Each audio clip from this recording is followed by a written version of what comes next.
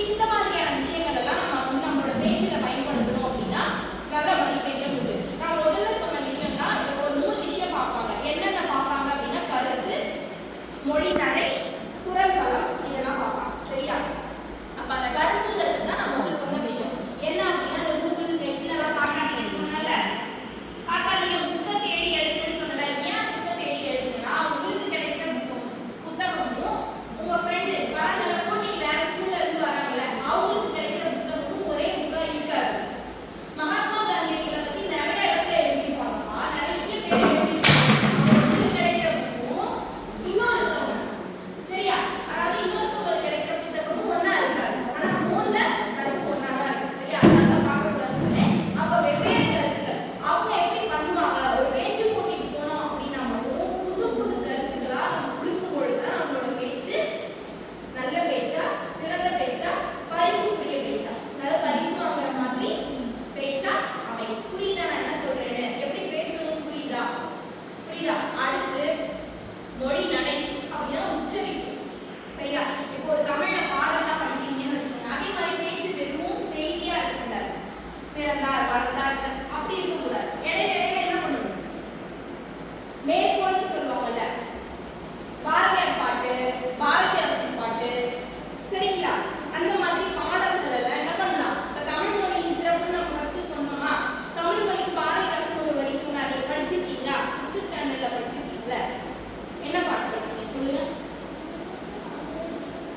Very good. தமிழுக்கும் அமுதென்றே தமிழின் தமிழெங்கள் உயிரிலே. சரியா? அந்த பாட்டு தமிழோட இனிமையை பத்தி சொல்ற பாட்டு. அப்ப நம்ம தமிழ் மொழியோட சிறப்பு பெருமை எல்லாம் பேசணும்னா என்ன பண்ணலாம்?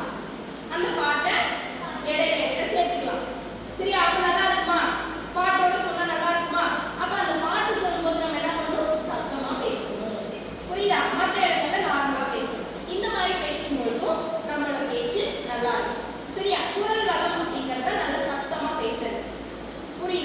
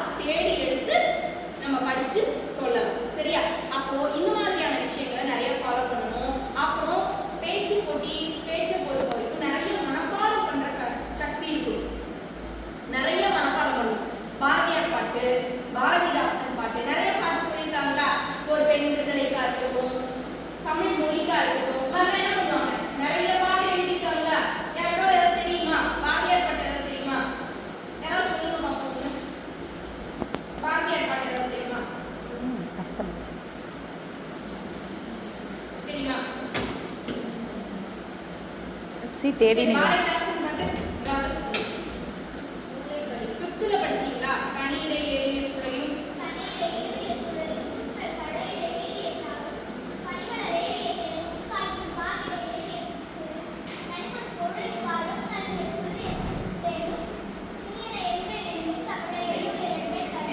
சரியா? அப்போ இந்த மாதிரி பாடல்கள் எல்லாம் இது மட்டும் இல்ல, அவங்க இன்னும் நிறைய பாடல்கள் என்ன பண்ணிருக்காங்க, எழுதிருக்காங்க. கரெக்டா எல்லாருக்கும் கேட்டுச்சா பாப்பா சொன்னது? பாப்பா சொன்னது எல்லாருக்கும் கேட்டுச்சாப்பா? கேட்டுங்களா? அப்போ இந்த மாதிரி பாட்டு திருக்குறள் இருக்கு இல்லைங்களா? திருக்குறள்ல எல்லா விதமான கருத்தும் இருக்கு.